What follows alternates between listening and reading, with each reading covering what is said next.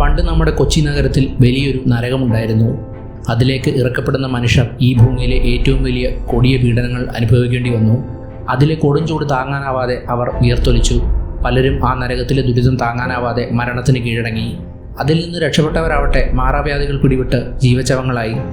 ഇതേതെങ്കിലും ഇതിഹാസത്തിലെ കഥയല്ല, കൊച്ചിയിൽ തലയോർത്തി നിന്നിരുന്ന ഒരു ജയിലിൻ്റെ ചരിത്രമാണ്. ടോൺഗോ എന്നായിരുന്നു ആ ജയിലിൻ്റെ പേര്. അത് പണിതതാവട്ടെ പോർച്ചുഗീസുകാരും. ഗോവയിലായിരുന്നു അവർ ഇതുപോലെ മറ്റൊരു നരകം നിർമ്മിച്ചിരുന്നത്. അബദ്ധത്തിൽ പോർച്ചുഗീസുകാരുടെ ചതിയിൽപ്പെട്ട് ഈ തടവറയിൽ 10 ദിവസം കഴിയേണ്ടി വന്ന പിറാർ-ഡി ലാവൽ എന്ന ഫ്രഞ്ച് വ്യാപാരിയാണ് കൊച്ചിയിലെ ഈ പറങ്കി നരകത്തെപ്പറ്റിയുള്ള വിവരങ്ങൾ ആദ്യമായി ലോകത്തെ അറിയിച്ചത്. കോഴിക്കോട് സന്ദർശിക്കാൻ വന്ന അദ്ദേഹം സന്ദർശന ശേഷം കോഴിക്കോട് നിന്ന് തിരികെ ജന്മനാടായ ഫ്രാൻസിലേക്ക് മടങ്ങാൻ വേണ്ടി അങ്ങോട്ട് പോകുന്ന ഡച്ച് കപ്പലിൽ കയറാൻ തുറമുഖത്തെത്തിയപ്പോഴേക്കും പിറാറിനെ കാത്തു നിൽക്കാതെ ഡച്ച് കപ്പൽ തീരം വിട്ടിരുന്നു. അവർ അധികം താമസിക്കാതെ കോഴിക്കോട്ടേക്ക് തിരികെ വരുമെന്ന സാമൂതിരിയുടെ ഉറപ്പിനുമേൽ അദ്ദേഹം 8 മാസത്തോളം അവിടെ കാത്തിരുന്നു. എന്നാൽ ഡച്ച് കപ്പൽ എത്താത്തതോടെ മനസ്സില്ല മനസ്സോടെയാണെങ്കിലും ഒരു പോർച്ചുഗീസ് കപ്പലിൽ യാത്ര തിരിക്കാൻ അദ്ദേഹം തീരുമാനിച്ചു. അവരുടെ സ്വഭാവം പിറാറിന് നേരത്തെ അറിയാമായിരുന്നു. എന്നാൽ മറ്റു മാർഗങ്ങൾ ഇല്ലാത്തതുകൊണ്ട് അദ്ദേഹത്തിന് അവരുടെ കപ്പൽ തിരഞ്ഞെടുക്കേണ്ടി വന്നു. ആ യാത്രയാണ് അദ്ദേഹത്തെയും കൂടെയുണ്ടായിരുന്ന 2 ജെസൂട്ട് പാതിരിമാരെയും ടോൺഗോ എന്ന നരകത്തിലേക്ക് എത്തിച്ചത്.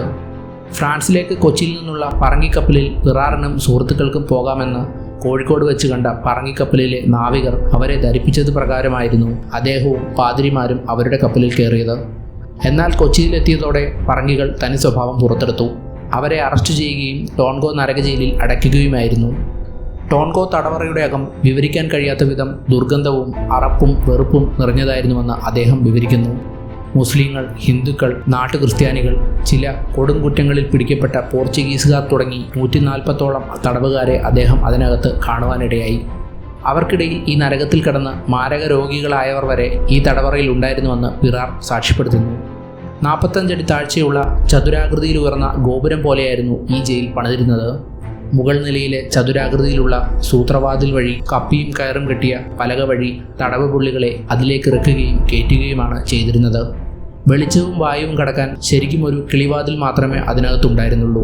അതുതന്നെ ഇരുമ്പ് കമ്പികൾ നാട്ടി സുരക്ഷിതമാക്കിയിരുന്നു. താഴെ ചുമരുകളല്ലാതെ വാതിലുകളോ ജനലുകളോ ഒന്നും തന്നെ ആ നരകത്തിലുണ്ടായിരുന്നില്ല.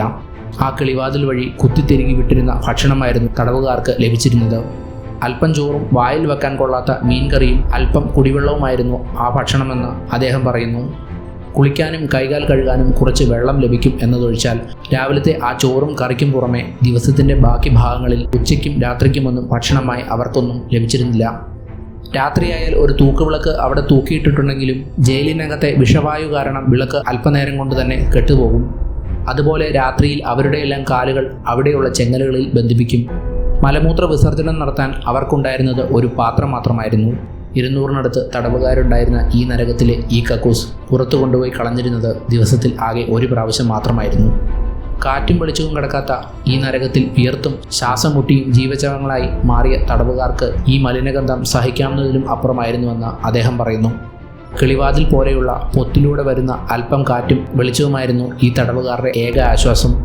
ചൂടും പുഴുക്കവും കാരണം ശ്വാസം കിട്ടാതെ വലയുന്ന തടവുകാർ സ്ഥലപരിധി മൂലം പരസ്പരം ചാരിയും ഒട്ടിക്കിടന്നുമാണ് രാത്രികൾ തള്ളി നീക്കിയിരുന്നത്. അതിനകത്തെ കടുത്ത ഉഷ്ണം കാരണം ആരും വസ്ത്രം ധരിച്ചിരുന്നില്ല. 10 ദിവസം അതിനകത്ത് കിടക്കേണ്ടി വന്നപ്പോഴേക്കും അദ്ദേഹത്തിൻ്റെ ശരീരത്തിൽ നിറയെ വ്രണങ്ങളും കുരുക്കളും നിറയുകയും ശരീരവേദനയിൽ കഷ്ടപ്പെടുകയും ചെയ്തിരുന്നുവെന്ന് പിറാർ-ഡി ലാവൽ പറയുന്നു. ഭൂമിയിൽ മറ്റെങ്ങും ഇത്രയും ഭയാനകവും ക്രൂരവുമായ സ്ഥലമുണ്ടെന്ന് തോന്നുന്നില്ല. എന്നിട്ടും 5-6 വർഷങ്ങൾ അതിനകത്ത് കഴിയേണ്ടി വന്നവർ ഉണ്ടെന്നറിഞ്ഞപ്പോൾ അത്ഭുതപ്പെട്ടുപോയി പിറാർ. 10 ദിവസങ്ങൾക്ക് ശേഷം ഇദ്ദേഹത്തെ പറങ്കികൾ മോചിപ്പിച്ച് ഗോവയിലേക്ക് കൊണ്ടുപോകുകയായിരുന്നു. അവിടുത്തെ തടവറയിൽ വെച്ചാണ് പ്രശസ്തനായ ഡോൺ പെഡ്രോ റോഡ്രിഗസ് എന്ന കുഞ്ഞാലിമരക്കർ 5-ാമനെ പിറാർ കാണുന്നതും പരിചയപ്പെടുന്നതും. ഇതുപോലുള്ള വീഡിയോകൾക്കായി ഈ ചാനൽ സബ്സ്ക്രൈബ് ചെയ്യുക. പുതിയ വീഡിയോ റിലീസായി എന്നറിയുന്നതിന് വേണ്ടി ബെല്ലൈക്കൺ അമർത്തുക.